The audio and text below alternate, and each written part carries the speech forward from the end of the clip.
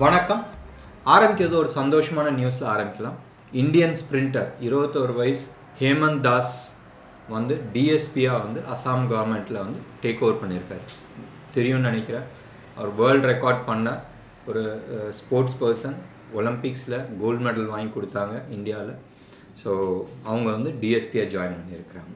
இந்த சப்ஜெக்ட் ஒரு கதையோடு ஆரம்பிக்கலாம். என்ன கதை? ஸோ இதுக்கான முடிவுகள் என்னதுன்றது நம்ம அப்புறமா பார்க்கலாம். ஒரு சின்ன கதை. இப்போ சப்போஸ் உங்களுக்கு வந்து வயது வந்து ஒரு 30 வயசு ஆகுது. நீங்கள் வந்து ஒரு பைக் ஓட்டணும்னு நீங்கள் கற்றுக்கணும்னு ஆசைப்பட்றீங்க. பைக்கோ இல்லை ஒரு சூப்பர் பைக்கோ, ஒரு ஸ்போர்ட்ஸ் பைக்குன்னு வச்சுக்கலாமே, ஒரு 350 400 சிசி ஸ்போர்ட்ஸ் பைக்குன்னு வச்சுக்கலாமே, ஒரு 180 190 கிலோமீட்டர் ஸ்பீடுக்கு டச் ஆகும். அது மாதிரி ஒரு பவர்ஃபுல் பைக் வச்சுக்கலாம். ஆனால் உங்களுக்கு வந்து வண்டி ஓட்ட தெரியாது. வண்டி ஓட்ட தெரியும்னா உங்களுக்கு வந்து 2 வீலர் ஓட்ட தெரியாது. சைக்கிள் ஆகட்டும், டிவிஎஸ் 50 ஆகட்டும், இல்லை பைக் ஆகட்டும், உங்களுக்கு வந்து ஓட்ட தெரியாது. அப்போ நீங்கள் என்ன பண்ணுவீங்க? பேசிக்காக எல்லோரும் சொல்கிற விஷயந்தான். மேபி நீங்கள் வந்து ஒரு சைக்கிள் எடுத்து ஒரு ப்ளே கிரவுண்டில் வந்து ஓட்டி பழகலாம். இல்லை எனக்கு அது ஓட்ட பிடிக்கல, சைக்கிள் நான் ஏன் ஓட்டணும்னு சொன்னால் மேபி ஒரு டிவிஎஸ் 50 வச்சோ அப்படி ஒரு சின்ன ரவுண்ட் அடித்து ப்ராக்டிஸ் பண்ணலாம். 1 நாள் 2 நாள் 10 நாள் 15 நாள் நீங்கள் ப்ராக்டிஸ் பண்ணலாம்.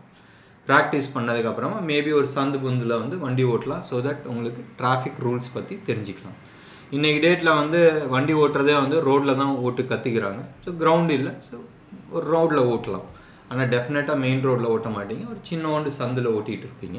அண்ட் முடிஞ்சால் நைட்டில் ஓட்டுவீங்க. அதாவது டிராஃபிக் இல்லாத சமயத்தில் ஓட்டி பழகுவீங்க. அது வந்ததுக்கப்புறமா மேபி நீங்கள் வந்து ஒரு 10 கிலோமீட்டர் 15 கிலோமீட்டர் ஸ்பீடில் ஓட்டுவீங்க. அதுக்கப்புறமா ஒரு 30-40 கிலோமீட்டர் ஸ்பீடில் ஓட்டுவீங்க. இது கம்ஃபர்ட் வந்ததுக்கப்புறமா அடுத்த லெவலில் வந்து ஒரு கீர் வச்ச ஒரு 2 வீலர் எடுப்பீங்க.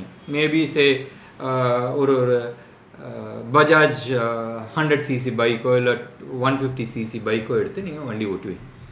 ஓட்டி கீர் வச்சு எப்படி ஓட்டணுன்றது பார்ப்பீங்க. பக்கத்தில் இருக்கிற அக்கம் பக்கத்தில் தெருவில் ஓட்டி பார்ப்பீங்க. ஒரு கொஞ்சம் க்ரௌடட் ஏரியாவில் வண்டி ஓட்டுவீங்க. அந்த ப்ராக்டிஸ் ஆனதுக்கப்புறமா தான் அடுத்தது வந்து சிட்டிக்குள்ளே இருக்கிற ஒரு மெயின் ரோட்டில் வண்டி ஓட்டுவீங்க. இது ஓட்டி நல்லா கான்ஃபிடென்ட் ஆனதுக்கப்புறமா தான் ஹைவேஸில் எடுத்து வண்டி ஓட்டுவீங்க. ஏன்னு சொன்னால் சிட்டியில் வண்டி ஓட்டுறதுன்றது 2 வீலர் ஓட்டுறன்றது ஒரு திறமை. அது வந்து நிறைய கீரை மாற்றி கிளச்சை பிடிச்சி ஓட்டுற ஒரு தலைவலி பிடிச்ச வேலை. அண்டு மேக்ஸிமம் ஒரு 4 கிலோமீட்டர் 5 கிலோமீட்டர் வந்து நீங்கள் ஃபாஸ்ட்டாக ஓட்டலாம். அந்த 5-6 கிலோமீட்டர் ஓட்டினதுக்கப்புறமா மறுபடியும் எங்கேயாச்சும் ஒரு இடத்துல ஸ்லோ டவுன் பண்ணணும். மேபி நீங்கள் ஏர்லி மார்னிங்கோ இல்லை லேட் நைட்டில் ஓட்டும்போது லாங் டிரைவ் நீங்கள் பண்ண முடியும். ஹைவேஸில் ஓட்டுறதுன்றது ஒரு தனி திறமை வேணும். ஏன்னு சொன்னால் ஹைவேஸில் நீங்கள் ஃபாஸ்ட்டாக தான் போய் ஆகணும். ஏன்னு சொன்னால் நீங்கள் ஓட்டுற ஸ்பீடு, சப்போஸ் நான் வந்து 40-50 வண்டி ஓட்டுறேன்னு சொன்னால் பின்னாடி இருக்கிறவன் வந்து உங்களை அடிச்சுட்டு போயிட்டே இருப்பான். 1. 2வது, நீங்கள் 2 வீலர் ஓட்டிகிட்டு போகும்போதும் ஒரு பஸ் வந்து உங்களை கிராஸ் ஆகுதுன்னு சொன்னால் ஆட்டோமேட்டிக்காக இப்படி நவுந்து இப்படி வரும். எத்தனை பேர் இதை எக்ஸ்பீரியன்ஸ் பண்ணியிருக்கீங்க? நீங்கள் ஹைவேஸில் ஓட்டுற ஸ்கில்லுன்றது வேறு, சிட்டிக்குள்ளே ஓட்டுற ஸ்கில்லுன்றது வேறு. ஸோ இது எல்லாமே வந்து 1 நாள் 2 நாள் 3 நாளில் கற்றுக்கிற விஷயம் இல்லை. It takes longer time. Probably நீங்கள் வந்து ஒரு இது முழு நேர வேலையாக வச்சுக்கிட்டனா ஒரு 15 நாள் 20 நாளில் கற்றுக்கலாம். இல்லை இந்த ஸ்கில்லை பற்றி ஃபுல்லாக இந்த ஓட்டுற திறமையை பற்றி நீங்கள் ஃபுல்லாக கற்றுக்கணும்னு நினச்சா ப்ராப்ளி ஒரு 1.5-2 மாதம் 3 மாதம் பிடிக்கும். இது இல்லாத வேறு ஏதாச்சும் வழி இருக்கா? இப்போ ரிவர்ஸில் வரலாம்.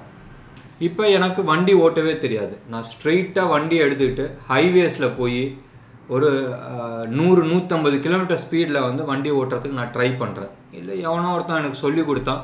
2 நாள் உட்காந்து எனக்கு வந்து பைக் ஓட்டுறது எப்படின்னு சொல்லி கொடுத்தான். அதை வச்சு நான் வந்து ஹைவேஸில் ஓட்டுறேன். ஓட்டும் போதும் உங்கள் நல்ல நேரம் நல்லா இருந்துச்சு, டிராஃபிக் இல்லாத நீங்கள் போகிறீங்க. எங்கேயாச்சும் ஒரு இடத்துல டிராஃபிக் வரும்போது என்ன ஆகும்? தப்பிச்சிக்கிட்டுனா ரொம்ப சந்தோஷம். இல்லை சின்ன ஆக்சிடெண்ட் நடந்து கை கால் உடஞ்சி பைக்குக்கு ஏதாச்சும் சேதமாகி தப்பிச்சிட்டுனா ஸ்டில் பெட்டர். பெருசாக ஏதாச்சும் நடந்துச்சுன்னா. ஸோ இப்போ இங்கே தவறு எங்கே இருக்குது? ஹைவேஸ் மேலே தவறு இருக்கா, இல்லை அந்த நபர் மேலே தவறு இருக்கா? இதுக்கு கேள்விக்கு நீங்களே பதில் யோசிங்க. டெஃபினெட்லி ஹைவேஸ் மேலே தவறு கிடையாது. அப்போனா யார் மேலே தவறு? அந்த பைக் ஓட்டின நபர் மேலே தவறு. இப்போ அந்த நபர் இறந்து போயிட்டால் ஹைவேஸ் மேலே நீங்கள் குற்றம் சொல்லுவீங்களா, இல்லை அந்த நபர் மேலே குற்றம் சொல்லுவீங்களா, இல்லை வந்து இடித்த ஆள் மேலே நீங்கள் குற்றம் சொல்லுவீங்களா? ஓகே, இப்போ இங்கே என்ன நடந்துட்டு இருக்குன்னு சொன்னால், ஹைவேஸ்னாவே மோசமான இடம், வரவங்கெல்லாம் செத்து போயிடுறாங்க. ரெண்டாவது, இங்கே இருக்கிறவங்கெல்லாம் வந்து வரவங்கள அடிக்கிறதுக்குனே வராங்க. இப்படி சொன்னால் எப்படி இருக்குது? காமெடியாக இருக்கா இல்லையா? ஏன் காமெடியாக இருக்குன்னு சொன்னால், இன்னைக்கு 195 பேர்த்துக்கு ஹைவேஸ்னால் என்னதுன்றது தெரியும். ஒன்றும் இல்லைங்க, இன்றைக்கி வந்து நீங்கள் வந்து யூடியூப்ஸ்லாம் வந்துருச்சு, நீங்கள் போய் பார்க்கலாம். யானை, குதிரை, மாடு ஹைவேஸை கிராஸ் பண்ணும்போது பார்த்து கிராஸ் பண்ணுது. So that means it is, நம்ம வந்து ஜனத்தொகை மட்டும் நம்ம பேசலை, மிருகங்களும் டிராஃபிக்கை பார்த்து டிராஃபிக் கிராஸ் பண்ணுது. ஸோ அந்த அளவுக்கு வந்து நாலேஜ் வந்துருச்சு. பட் இதே இது ட்ரேடிங்க்கு வரும்போது ஏன் நீங்கள் அதை ஏற்றுக்க மாட்டேங்கிறீங்க? ஒரு சோகமான நிகழ்ச்சி. சூரியகுமார் மித்லேஷ் 27 வயசு, நேவியில் வேலை பண்ணுறாரு, ஜார்க்கண்டில் சேர்ந்த ஆள். அண்ட் இந்த எக்ஸாம்பிள் நான் ஏன் சொல்கிறேன்னு சொன்னதுக்கு காரணம் நிறைய இருக்குது. என்கிட்ட வந்து நிறைய இருக்குது. ஆல்மோஸ்ட் வந்து ஒரு லாஸ்ட் வந்து ஒரு 1.5 இயர்ஸ்க்கான டேட்டாஸ் எடுத்தாவே ஆல்மோஸ்ட் 150-200 பேர் இருக்கிறாங்க. இந்த இது வந்து டெத்தில் முடிஞ்சிருக்கு. இதுக்கு முன்னாடி நிறைய டெத் விஷயம் இருக்குது. இவர் வந்து ஜார்க்கண்ட்காரர், கோயம்புத்தூரில் நேவியில் வேலை பண்ணிக்கிட்டு இருந்தார். நேவி பேஸ் இருக்குது கோயம்புத்தூரில், அங்கே வேலை பண்ணிக்கிட்டு இருந்தார். சென்னையிலேருந்து இவரை கடத்தப்பட்டதாக ஒரு நியூஸ். மகாராஷ்டிராவில் மும்பை பக்கத்தில் ஒரு ஃபாரஸ்டில் செத்து கிடந்தார். சாவில் ப்ராப்ளி எரிச்சிட்டாங்க. ஓகே, எரிச்சதுக்கு வந்து காரணம் அவரோட கடன் பிரச்சனை. ரொம்ப சோகமான விஷயம். அண்ட் கடன் பிரச்சனையில் இறந்துட்டார் சொன்னார். அவர் சாகும் போதும் அவர் வந்து வாக்குமூலம் கொடுத்தது வந்து என்னால், என்னை வந்து ஒரு 7-8 பேர் என்னை கடத்திட்டு போனாங்க, என்னை பெட்ரோல் ஊற்றி கொளுத்திட்டதாக ஒரு பேச்சு வந்துச்சு. அண்ட் அது வந்து ஒரு இன்வெஸ்டிகேஷன் போயிட்டுருக்கு. இப்போதைக்கு வந்து போலீஸ் சொல்கிறாங்க இது வந்து கொலை கிடையாது, தற்கொலை. அவர் வந்து சாகும் போதும் வந்து அவர் தவறான இன்ஃபர்மேஷன் கொடுத்துருக்காரு. ஏன்னு சொன்னால், மெட்ராஸ்லேருந்து சென்னையிலேருந்து அவர் வந்து வெள்ளூருக்கு போயிருக்கிறாரு, வெள்ளூர்லேருந்து மறுபடியும் சென்னைக்கு வந்திருக்கிறாரு, மறுபடியும் மும்பை பக்கத்தில் வந்து போய் அவர் 2 கேனில் வந்து பெட்ரோல் வாங்கினதுக்கான வீடியோஸ்லாம் இருக்குது. இதெல்லாம் நிறைய சமாச்சாரம் இருக்குது.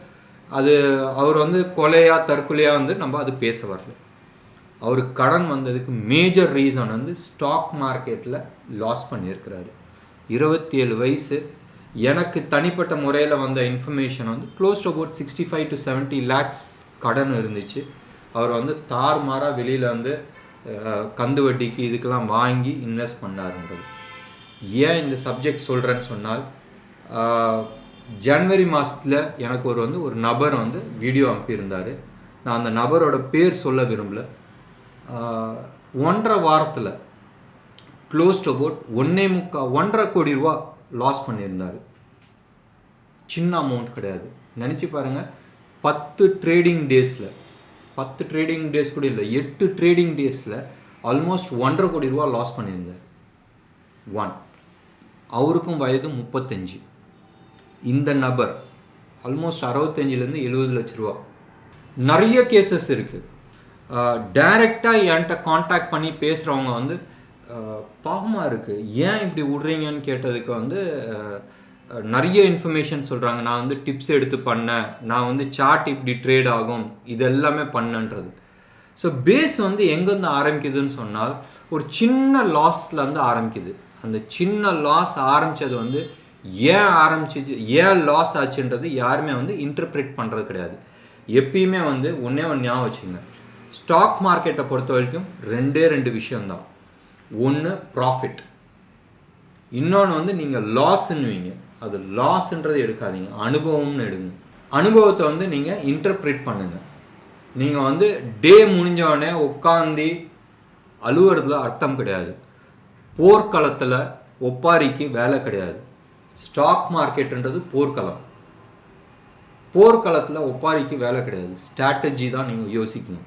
லாஸ் ஆயிடுச்சா, வாங்க மறுபடியும் டிராயிங் புக்குக்கு வாங்க, வந்து ஸ்ட்ராட்டஜி நீங்கள் பாருங்கள். நீங்கள் எந்த இடத்துல நீங்கள் என்டர் பண்ணீங்க, அங்கே சார்ட் எப்படி இருந்துச்சு, ஏன் நீங்கள் அந்த இடத்துல தவறு பண்ணீங்க, உங்கள் ஸ்ட்ராட்டஜியில் என்ன மிஸ்டேக் ஆச்சுன்றதை இன்டர்பிரிட் பண்ணுங்கள். அந்த இன்டர்பிரிட் பண்ணாத அடுத்த நாள் வந்து நிறைய பேர் வந்து விட்டது பிடிக்க போகிறேன்னு வாங்க. ஒரு ஸ்டாக் எடுத்துக்கலாம், சரி ரிலையன்ஸ்னு வச்சுக்கலாம். ரிலையன்ஸில் இன்றைக்கி வந்து ஒரு 1 லட்ச ரூபா லாஸ் பண்ணிட்டாங்கன்னு சொன்னால் நாளைக்கு காலையில் மறுபடியும் ரிலையன்ஸில் போய் அதே தவறு பண்ணுவாங்க. அதாவது என்ன ஆகுதுன்னா, முந்தின நாள் வந்து ரிலையன்ஸ் வந்து மேலே போயிட்டுருக்கோம், பிச்சுக்கிட்டு மேலே போயிட்டுருக்கோம், அந்த இடத்துல போய் ஷார்ட் பண்ணுவாங்க. ஷார்ட் பண்ணி இன்றைக்கி 1 லட்ச ரூபா லாஸ் பண்ணிட்டாங்க. அடுத்த நாள் வந்து கண்டினியூட்டி இருக்கும், அந்த இடத்துல போய் மறுபடியும் நான் விட்டது பிடிப்பேன், அதுவும் நான் விட்ட ஸ்டைலில் தான் பிடிக்க போகிறேன்னு மறுபடியும் ஷார்ட் பண்ணுவாங்க. இது நிறைய பேர் தவறு பண்ணியிருக்கிறாங்க. நம்ம இந்த வீடியோ பார்க்குறவங்க எத்தனை பேர் வந்து நான் சொல்கிறத வந்து கோரிலேட் பண்ண முடியுன்றதை நீங்கள் பாருங்கள். இது நடந்துகிட்ருக்கு. ஒன்று. ரெண்டாவது, எப்பயுமே உங்களோட தவறு எங்கே ஆச்சுன்றது நீங்கள் இன்டர்பிரிட் பண்ணலன்னு சொன்னால் இந்த இடத்துல வந்து உங்கள் ஈகோ சாட்டிஸ்ஃபை பண்ணுறதுக்கு இடம் கிடையாது. ஏன்னு சொன்னால் இங்கே இன்ஸ்டண்ட்டாக உங்களுக்கு ரிசல்ட் கிடைக்கும். நம்ம வந்து இந்த ஸ்பிரிச்சுவாலிட்டியிலலாம் வந்து சொல்லுவோம், பாவம் கர்மம் நீ வந்து போன ஜென்மத்தில் பண்ணதுக்கு வந்து இந்த ஜென்மத்தில் அனுபவிக்கிற, இந்த கதைலாம் இங்கே கிடையாது. இந்த செகண்ட் நீ பண்ணால் அடுத்த செகண்ட் அதுக்கான ரிசல்ட் நீ பார்க்கலாம். நீ முந்தின நாள் ஹார்ட் ஒர்க் பண்ணி இருந்தால் அடுத்த நாள் வந்து இங்கே ப்ராஃபிட் பார்க்குறதுக்கு சான்சஸ் நிறைய இருக்குது. இது வந்து போர் யுக்தி தான் இதில். ஏன்னு சொன்னால் எவ்வளோக்கு எவ்வளோ உன் வேர்வையை வந்து ப்ராக்டிஸில் நீ சிந்துறியோ அவ்வளோக்கு அவ்வளோ கம்மியாக ரத்தத்தை வந்து போர்க்களத்தில் கம்மியாக சிந்துவேன். ஸ்டாக் மார்க்கெட்டும் இதே தான். நீ ப்ராக்டிஸ் பண்ணாத, ஹோம்ஒர்க் பண்ணாத, டிப்ஸு வாங்கிக்கிட்டு வந்து இங்கே வந்தால் ரத்தம் சிந்த வேண்டிதான் இருக்கும். ரத்தம்ன்றது நான் சொல்கிறது உன்னோட லாஸ். இப்போ ஸ்டாக் மார்க்கெட்டை வந்து நீங்கள் வந்து குற்றம் சொல்லிட்டு இருக்கீங்க நிறைய பேர். இது வந்து ஒரு சூதாட்டம், இது வந்து பணக்காரங்க பண்ணுற ஸ்ட்ராட்டஜி. பணக்காரன் ஸ்ட்ராட்டஜி பண்ணுறான்னா நீ உன் தந்தாப்பில் நீ விளாடு. ஒருத்தன் வந்து குதிரையில் பழைய காலத்து போர் யுக்தி எடுத்துக்கலாம், இல்லை புது காலத்தில் எடுத்துக்கலாம். ஒருத்தன் வந்து விமானத்தில் வந்து போர் விமானத்தில் வந்து உன்னை அட்டாக் பண்ணுறான், இல்லை டேங்க் வச்சு அட்டாக் பண்ணுறான்னா நீ வந்து உன் ஸ்ட்ராட்டஜி யூஸ் பண்ணு. இன்னைக்கு கொரில்லா வார்ஃபேர் இருக்குது, why not think? ஸோ இதுதான் வந்து உங்களோட ஸ்ட்ராட்டஜியாக இருக்கணும். ஏத்தாப்பில் வரான் வந்து பெருசாக வரான்னா நீ வந்து என்ன பண்ணணும், அதுக்கு தந்தாப்பில் நீங்கள் வந்து உங்களோட ஸ்ட்ராட்டஜி தெரியணும். உங்களோட ஸ்ட்ரென்த் என்ன, உங்களோட வீக்னஸ் என்னன்றது நீங்கள் தெரிஞ்சுக்கணும். அது தெரியாத நீங்கள் உள்ளே வந்து வரீங்கன்னு சொன்னால் ஸ்டாக் மார்க்கெட்டோட குற்றம் கிடையாது, இது தனிநபரோட குற்றம். இதில் நிறைய பேர் வந்து கமெண்ட் வந்து ஒரு 2-3 பேர் கமெண்ட் போட்டிருக்காங்க. நான் நபர் பேர் சொல்ல விரும்பல, நீங்கள் கமெண்ட் போய் பார்க்கலாம். இது வரைக்கும் எனக்கு வந்த மெசேஜஸ் நான் எதுவுமே நான் டெலீட் பண்ணதில்லை, இன்க்ளூடிங் நெகட்டிவ் மெசேஜஸ். நெகட்டிவ் யாராச்சும் வந்து என்னை பற்றி எழுதுறாங்கன்னு சொன்னால் நான் சந்தோஷமாக ஏற்றுப்பேன். ஏன்னு சொன்னால் ஃப்ரீயாக ஒருத்தர் வந்து என் தவறை வந்து சுற்றி காட்டுறாங்க, நான் ஏன் அதை வந்து நெகட்டிவாக எடுத்துக்கணும், என்னை திருத்திக்கிறதுக்கான ஒரு வாய்ப்பு. ஸோ நான் அப்படி தான் எடுத்துருக்கிறேன். எக்ஸப்ட் ஃபார் போனோகிராஃபிக், அதாவது இந்த செக்ஸு பற்றி சில பேர் வந்து கமெண்ட்ஸ் போடுவாங்க, அது மாதிரி போனோகிராஃபி அண்ட் அட்வர்டைஸ்மெண்ட் மட்டும்தான் நான் எடுத்துருக்கிறேன். இல்லையே என்னை பற்றி நெகட்டிவ் கமெண்ட்ஸ் இது வரைக்கும் எடுத்தது கிடையாது. போய் பாருங்கள், இது எல்லாமே வந்து ஒரு ஃபோர்ஜரி, இதை வந்து நம்பாதீங்கன்னு சொல்கிறாங்க.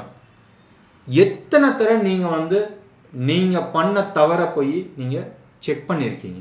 எங்கேயோ ஒரு இடத்துல வந்து ஏமாந்துருக்குறா, இல்லை எங்கேயோ ஒரு இடத்துல வந்து பணத்தை விட்டுருக்க, இங்கே வந்து செக் பண்ணுறேன். அண்ட் சமீப காலமாக ஒரு லாஸ்ட் ஒரு 8-10 மாதமாக நான் வந்து கேட்டுக்கிட்டு இருக்கிறது வந்து, நான் 30 லட்சம் விட்டேன், 25 லட்சம், 50 லட்சம் விட்டேன். எங்கடா விட்டேன்னு கேட்டால் ஸ்டாக் மார்க்கெட்டில் விட்டேன்றாங்க.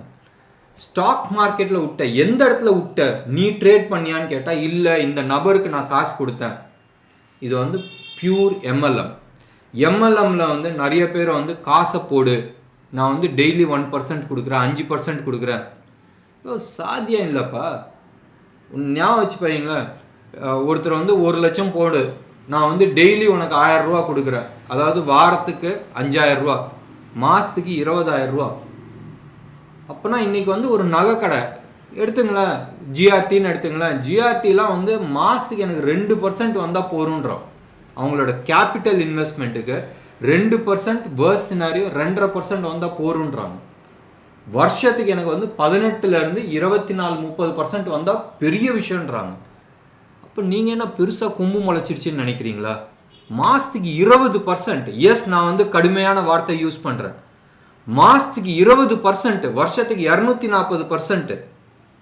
அப்போனா பெரிய பெரிய பிஸ்னஸ்மேன்லாம் எனக்கு வந்து வருஷத்துக்கு 10-20% வந்தால் போரும்னு நினைக்கிற ஆளுக்கு நீங்கள் 240%னா அப்படின்னா இவங்கெல்லாம் முட்டாளா?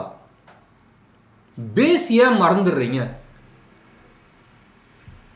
ஸோ தயவு செஞ்சு இந்த 2 பேர்த்துக்குமே வந்து ஒரு ரிக்வெஸ்ட்டு, உங்களுக்கு மார்க்கெட் பற்றி தெரியலட்டினால் டெஃபினட்டாக நீங்கள் வந்து கமெண்ட் அடிக்காதீங்க. நிறைய பிரபலமான வைத்தியத்தில் இருக்கிறவங்க, சில பேர் வந்து டாக்டர்ஸு, டீச்சர்ஸு, பெரிய பெரிய நபர்கள், நான் பேர் சொல்ல விரும்பல, அவங்களாம் வந்து ஸ்டாக் மார்க்கெட் ஒரு சூதாட்டம், இங்கே போகாதீங்க. உங்களுக்கு மார்க்கெட் பற்றி என்னன்னு தெரியலட்டினா கமெண்ட் பண்ணாதீங்க.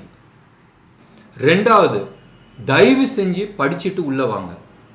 என் வீடியோவில் எந்த இடத்துலையுமே வந்து நான் சொல்கிற டிப்ஸை வந்து கண்ணை மூடிட்டு ஃபாலோ பண்ணணும். யாரோ ஒருத்தர் போட்டிருந்தாரு ஆர்பிஎல் பற்றி ஒரு மண்ணும் நடக்கலைன்னு. ஏன் நான் சொன்னதில் 90 இது நடந்திருக்கு, 10 இது நடக்கலன்னா அந்த 10 பிடிச்சிட்டு உட்காந்துட்டு இருக்கீங்க? மேக்ஸிமம் என்ன நடந்துச்சுன்னு பாருங்கள். 1. 2வது வந்து நான் சொன்னது அத்தனையுமே ஃப்ரீ.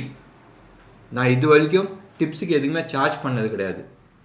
3வது முக்கியமான விஷயம், நான் 10 வருஷமாக இந்த இண்டஸ்ட்ரியில் இருந்து எக்ஸ்பீரியன்ஸோடு நான் பேசுகிறேன்.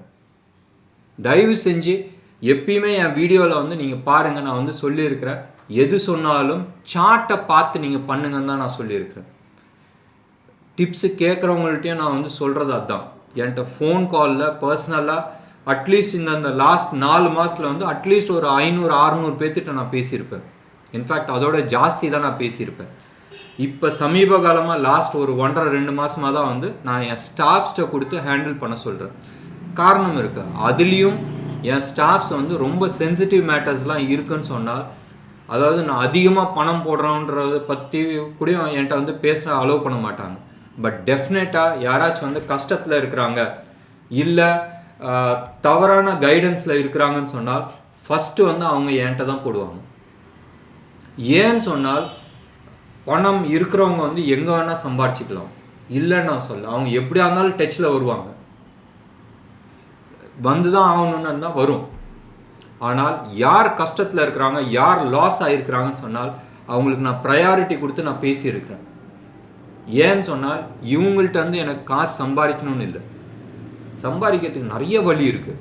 சம்பாதிக்கிறது வந்து இன்ஃபேக்ட் நான் வந்து ரொம்ப ஈஸியான விஷயத்த நான் வந்து சொல்கிறேன். ஸ்டாக் மார்க்கெட்டில் சம்பாதிக்க முடியும்னா எஸ் சம்பாதிக்க முடியும், பட் இங்கே ப்ராக்டிஸ் தேவை. இது வந்து ஒரு ஒரு 2 எக்ஸாம்பிளோட நான் சொல்கிறேன். ஏற்கனவே வந்து ரோடு எக்ஸாம்பிள் சொல்லியாச்சு, 2 எக்ஸாம்பிள், இன்னொரு 2 எக்ஸாம்பிள் நான் சொல்கிறேன். லாஸ்ட் 10 வருஷமாக ஒரு விஷயத்தை எப்படி நான் வந்து அரை மணி நேரத்தில் முடிக்கணுன்றதை நான் ப்ராக்டிஸ் எடுத்திருக்கிறேன். நீங்கள் வந்து 10 நாளில் அதை அரை மணி நேரத்தில் ப்ராக்டிஸ் பண்ணணும்னு நினச்சா எப்படி? ஸோ தட் மீன்ஸ் நான் வந்து சார்ஜ் பண்ணுறேன்னு வச்சுங்க, அப்போ நீங்கள் வந்து 30 மினிட்ஸ்க்கு இவ்வளோ சார்ஜான்றது நீங்கள் கேட்காதீங்க. நான் 10 இயர்ஸ் நான் எக்ஸ்பீரியன்ஸ் கெயின் பண்ணதை 30 மினிட்ஸில் எப்படி பண்ணுன்றதை நான் உங்களுக்கு சொல்லி கொடுக்குறேன். நீங்கள் பே பண்ணுற ஃபீஸ் வந்து 30 மினிட்ஸ்க்கான ஃபீஸ் இருக்காது, 10 இயர்ஸ்க்கான ஃபீஸ். இது ஃபஸ்ட் எக்ஸாம்பிள். செகண்ட் எக்ஸாம்பிள், ஒரு கப்பலில், பெரிய கப்பல், பல கோடி கப்பல்னு வச்சுங்களேன், பல கோடி ரூபா கப்பல்னு வச்சுங்களேன். அந்த கப்பல் வந்து ஸ்டார்ட் ஆகலை, இன்ஜின் ஸ்டார்ட் ஆகலை, அண்ட் ரொம்ப நாளாக வந்து போர்ட்டில் நின்றுட்டுருக்கு. சர்வீஸ் பண்ணி பார்க்குறாங்க, யாரோ ஒரு பெரிய பெரிய ஆளுங்களாம் வந்து செக் பண்ணி பார்க்குறாங்க, முடியல. கடைசியாக வந்து ஒரு சொல்கிறாங்க, இந்த நபரை போய் பாருங்கள், அவர் வந்து இதை வந்து சரிப்படுத்த முடியும். அந்த நபரை போய் பார்க்குறாங்க, ஒரு சின்னோண்டு ஒரு வீட்டில் இருக்கிறாரு. வீட்டில் இருக்கிறது பார்த்தோன்னே, என்னடா உலகத்தில் இருக்கிற டாப் மெக்கானிக்ஸ்லாம் நம்ம வந்து கூப்பிட்டு வந்து பார்த்தோமே, அவன் பண்ணல, இவன் வந்து குடிசையில் இருக்கிறானே, இவன் எப்படிடா பண்ண போகிறான்னு சொல்லிட்டு ஆனாலும் கேட்குறாங்க, அவன் பண்ணுறேன்றான். அவர் வராரு, கப்பலில் வந்து அப்படியே வச்சு தடவி பார்க்குறாரு, எல்லா இடத்துக்கும் போய் பார்க்குறாரு, இன்ஜின் ரூமில் போய் பார்க்குறாரு, எல்லாம் பார்க்குறாரு.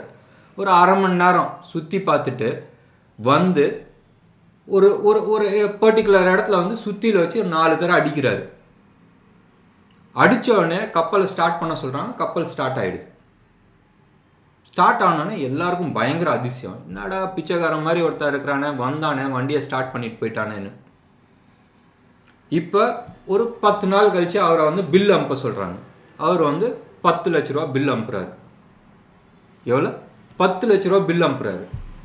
உடனே அந்த கப்பல் முதலாளி இருக்கார்ல, என்னடா வந்துட்டு சுற்றில 4 தடவை தட்டினா அதுக்கு ஏன் 10 லட்ச ரூபா பில்லுன்னு சொல்லி கேட்டாப்புல. ரொம்ப சிம்பிளாக வந்து இது பண்ணிவிட்டு அவன் வந்து கப்பல் ஓனர் வந்து கேட்குறாரு, 10 லட்ச ரூபாய்க்கு நீ வந்து ஸ்பிளிட் அப் பண்ணி கொடுன்னு. அவர் வந்து சொன்னார், 9,99,990 ரூபா எங்கே பிரச்சனை இருக்குன்றது கண்டுபிடிக்கிறதுக்கான ஃபீஸு. சுற்றியில் வச்சு 4 தடவை அடித்ததுக்கு 10 ரூபா ஃபீஸ் ஸ்ப்ளிட் பண்ணி கொடுத்தாரு. ஸோ நீங்கள் வந்து என்ன நினைக்கிறீங்கன்னு சொன்னால், 10 நிமிஷம் வேலை பண்ணதுக்கு ஏன் அவருக்கு வந்து அவ்வளோ சம்பளம்ன்றது. ஆனால் நீங்கள் மறந்துடுறீங்க அவர் 20-25 வருஷம் எக்ஸ்பீரியன்ஸ்க்கு வந்து எங்கேருந்து போட்டாருன்னு. நீங்கள் அந்த 10 நிமிஷத்தை தான் நீங்கள் பார்க்குறீங்க. மறுபடியும் ஃபஸ்ட் எக்ஸாம்பிள் போங்க. 10 வருஷமாக நான் ப்ராக்டிஸ் பண்ண இந்த விஷயத்தை எப்படி அரை மணி நேரத்தில் கண்டுபிடிக்கணும்னு, இல்லை அரை மணி நேரத்தில் பண்ணணுன்றது. ஸோ நீங்கள் பே பண்ணுற ஃபீஸ் வந்து அரை மணி நேரத்துக்கான ஃபீஸ் கிடையாது, 10 வருஷத்துக்கான ஃபீஸ். 3வது எக்ஸாம்பிளும் என்ன சொல்கிறேன், ஹுசைன் போல்ட்டு அவரோட வாழ்க்கையிலே 1.5 நிமிஷம் தான் ஓடி இருக்காரு மொத்தமாகவே. நான் சொல்கிறது வந்து ரன்னிங் ட்ராக்கில் 1.5 நிமிஷம் ஓடி அவர் வந்து இன்றைக்கி வந்து $1 பில்லியன் கேஷ் வச்சுருக்கிறாரு. ஸோ நீங்கள் வந்து அதே 1.5 நிமிஷம் ஓடிட்டு எனக்கு $1 பில்லியன் கொடுங்கன்னு சொன்னால் நடக்குமா? அந்த 1.5 நிமிஷம் சக்ஸஸ்ஃபுல்லாக ட்ராக்கில் ஓடுறதுக்கு, அதாவது 10 செகண்டு 11 செகண்டு ஒவ்வொரு ரேஸ்க்கும் அவருக்கு எவ்வளோ வருஷம் ப்ராக்டிஸ் பண்ணார். இது வந்து எக்ஸாம்பிளுக்கான இன்னொன்று எக்ஸாம்பிள், உதாரணத்துக்கான இன்னொன்று எக்ஸாம்பிள், ப்ராக்டிக்கல் எக்ஸாம்பிள். பல வருஷமாக ப்ராக்டிஸ் பண்ணி லெஸ் தென் 11 செகண்ட்ஸில் ஓட கற்றுக்கிட்டார். ஸோ அகெயின் அவர் சம்பாதிச்ச $1 பில்லியன் வந்து 10 செகண்டுக்கான வெகுமதி கிடையாது, அவரோட போட்ட பல வருஷத்துக்கான எஃபர்ட். இந்த 3 எக்ஸாம்பிளும் தான் ஸ்டாக் மார்க்கெட்டுக்கும் வரும். சம்பாதிக்க முடியுமா? சம்பாதிக்க முடியும். இதுக்கு நான் திடமாக நிறைய எக்ஸாம்பிள்ஸ் நான் சொல்ல முடியும். எவ்வளோ பேர் வந்து 150-200 பேர் கேஷ் விட்டவங்க மாதிரி எத்தனை பேர் இதில் எவ்வளோ கோடி சம்பாதிச்சிருக்காங்கன்றது நான் எக்ஸாம்பிள் கொடுக்குறேன். இன்ஃபேக்ட் என் பர்சனல் எக்ஸாம்பிள்ஸை வந்து நான் ஷேர் பண்ணுறேன். கூடிய சீக்கிரத்தில் வந்து நிறைய பேர் கேட்டுருந்தாங்க, உன்னோட கான்ட்ராக்ட் ஃபார்ம் போட முடியுமா, தைரியம் இருக்கான்றது. கூடிய சீக்கிரத்தில் நான் போடுறேன். நிறைய கிளைண்ட் இதை வந்து அக்கௌண்ட் ஓப்பன் பண்ணியிருக்காங்க. லாஸ்ட் 1.5-2 மாதமாக வந்து நிறைய பேர்த்துக்கு நான் ட்ரேட் பண்ணல. இன்ஃபேக்ட் 90% ஆஃப் த பீப்புள்து நான் ட்ரேட் பண்ணல, அமௌண்ட் அப்படியே தான் இருக்குது. ஏன்னு சொன்னால் நான் சார்ட்டை வந்து கிளாரிட்டி பார்க்கல. மிக விரைவில் அவங்க எல்லாத்துக்குமே வந்து ப்ராஃபிட்டோட எடுத்துகிட்டு வரதுக்கு முயற்சி எடுத்துகிட்டு வருவேன். அண்ட் அது எடுத்துகிட்டு வரது வந்து பெரிய கம்பசூத்திரம் கிடையாது. ஏன் நான் வந்து இவ்வளோ தூரம் வந்து நான் சொல்கிறேன் கான்ஃபிடென்ட்டோடு நான் வந்து சொல்லும் போதும் எத்தனை 80-90% சக்ஸஸ் ரேட் நான் காட்டியிருக்கேன் லாஸ்ட் 5 மந்த்ஸில். ஏன் நான் வந்து என் கிளைண்ட்டுக்கு பண்ண முடியாது? பண்ண முடியும். மிக விரைவில் நான் என் ஓன் சொந்த கான்ட்ராக்ட் பேப்பர்ஸை வந்து ஆன்லைனில் நான் போடுறேன். ஸோ இது பண்ண முடியுமான்னு பண்ண முடியும். எஃபர்ட் உங்கள் சைடில் இருக்கணும். டீச்சிங் மட்டும் பத்தாது, இது உங்கள் சைடில் டே டு டே பேசிஸில் சார்ட் பார்க்க கற்றுக்கணும்.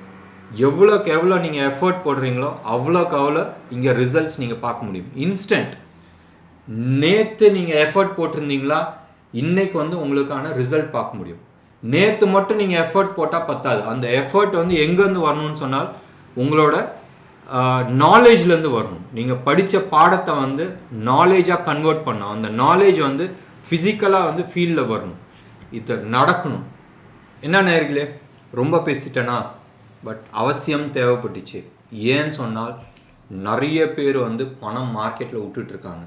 ஏன் விட்டன்றது வருத்தப்படுறது கிடையாது, மறுபடியும் நான் விட்டது பிடிக்க முடியும்னு நினச்சிட்டு வந்துட்டுருக்காங்க. ஒன்றே ஒன்று ஞாபகம் வச்சுங்க, அன்டில் அன்லஸ் உங்களோட தவறு எங்கன்றது நீங்கள் கண்டுபிடிக்கலன்னு சொன்னால், உங்களோட ஸ்ட்ராட்டஜி என்ன, உங்களோட கேரக்டர் என்னன்றது நீங்கள் அனலைஸ் பண்ணலாட்டினா மார்க்கெட்டில் வந்து டெஸ்டிங் பண்ணுற இடம் கிடையாது, காணாமல் போயிடுவீங்க. நீங்கள் மட்டும் கிடையாது, உங்கள் குடும்பமும் கஷ்டப்படுது. ஸோ தயவு செஞ்சு உங்கள் குடும்பத்தை மனசில் வச்சுக்கிட்டு மார்க்கெட்டுக்கு வந்து ட்ரேட் பண்ணுறீங்கன்னு சொன்னால் தயவு செஞ்சு கற்றுக்கிட்டு வந்து ட்ரேட் பண்ணுறது அட்வைசபிள். இந்த இடத்துல பெரும்பணம் பண்ண முடியுமா? பண்ண முடியும். ஏன்னு சொன்னால் ஒரு நாளைக்கே வால்யூம் வந்து 15 லட்சம் கோடி. நம்மளுக்கு வேண்டியதை வந்து ஒரு 30,000, 20,000, 25,000. 15 லட்சம் கோடியில் வந்து நம்ம அந்த அமௌண்ட் எடுக்க முடியும்னா எடுக்க முடியும். 6 ஓடிக்கிட்டு இருக்கு. அதில் வந்து நம்மளுக்கு வேண்டியது ஒரு மக்கு தண்ணி. தயவு செஞ்சு அது எடுக்க முடியும்னு சொன்னால் எடுக்க முடியும். காட்டாத்து வெள்ளத்தில் ஓடிட்டு இருக்கு. அப்போனா நீங்கள் எப்படி எடுக்கணுன்றது ப்ராக்டிஸ் பண்ணல, நீங்கள் ஸ்ட்ராட்டஜியோட உள்ளே வரலன்னா காணாமல் போயிடுவீங்க. ஸோ தயவு செஞ்சு நீங்கள் ட்ரேட் பண்ணும் போதும் குடும்பத்தை மனசில் ஞாபகம் வச்சுக்கிட்டு ட்ரேட் பண்ணுங்கள். கடன் வந்துச்சுனால் தற்கொலை முடிவு கிடையாது. அதுக்கு நிறைய யுக்திகள் இருக்குது, நிறைய மெத்தட்ஸ் இருக்குது. நாங்களே வந்து டெட் மேனேஜ்மெண்ட் பண்ணிகிட்டு இருக்கோம். நிறைய பேர் இந்த ப்ரோக்ராம் பார்த்துட்டு இருக்க நேயர்களுக்கே வந்து நான் வந்து நிறைய பேருக்கு அதுக்கு கைடன்ஸ் கொடுத்துருக்குறேன். தயவு செஞ்சு தற்கொலை முடிவு கிடையாது. ஃபஸ்ட்டு நீங்கள் ட்ரேட் பண்ணும் போதும் ஞாபகம் வச்சுங்க, நான் இந்த கேஷ் போச்சுனால் குடும்பத்தோட நிலைமை என்ன, என் நிலைமை என்னன்றது ஒரு நிமிஷம் யோசிங்க. அந்த தவறு பண்ண மாட்டீங்க. ஏன்னு சொன்னால் வருதுன்றதுக்கு பதிலாக போயிடுச்சுன்னா என்ன ஆகுன்ற ஒரு செகண்ட் யோசிங்க. இந்த பாசிட்டிவ் திங்கிங்கு, இந்த கதையெல்லாம் இங்கே வேலைக்கு ஆகாது. அதெல்லாம் வந்து தனியாக தூக்கி ஓரத்தில் வச்சு வைங்க. எஸ், பாசிட்டிவ் திங்கிங் இருக்கணும், இல்லைன்னு நான் சொல்ல. பட் இந்த ஃபிலாசபிலாம் பேசிட்டு இங்கே வந்து உங்களோட ட்ரையல் பண்ணாதீங்க. தயவு செஞ்சு லேர்ன் பண்ணுங்கள். முந்தின நாள் உங்கள் ஹோம் ஒர்க் பண்ணுங்கள். அந்த ஹோம் ஒர்க் பிரகாரம் மார்க்கெட் வந்துச்சுன்னா ட்ரேட் பண்ணுங்கள். அப்படி இல்லாட்டினா ஓரத்தில் நில்லுங்க. ஏன்னு சொன்னால் ஸ்டாக் மார்க்கெட்டில் டெய்லி 1000 கணக்கான ஆப்பர்ச்சுனிட்டிஸ் கிடைக்கும். இல்லைன்னு நான் சொல்ல. எவ்வளோ வேணாலும் எடுக்கலாம். நீங்கள் வந்து 1 லட்சம் எடுத்துகிட்டு வந்து 1 லட்சம் சம்பாதிக்க முடியுமா? சம்பாதிக்க முடியும். பட் கன்சிஸ்டண்ட்டாக என்ன வருது அதை நீங்கள் பாருங்கள். ஸோ இதுதான் முக்கியமான பாடம். ஸோ தயவு செஞ்சு இந்த விஷயத்தை தெரிஞ்சுட்டு நீங்கள் மார்க்கெட்டுக்குள்ளே வர்றது வந்து அட்வைசபிள். உங்களுக்கு இந்த பற்றி உங்களுக்கு சந்தேகம் இருக்குது, இதை பற்றி கிளாரிட்டி வேணும், இல்லை தனிப்பட்ட முறையில் டிஸ்கஸ் பண்ணணும்னு நினச்சா தாராளமாக டிஸ்கஸ் பண்ணலாம். கமெண்ட் பாக்ஸில் கமெண்ட் போடலாம். நன்றி, வணக்கம்.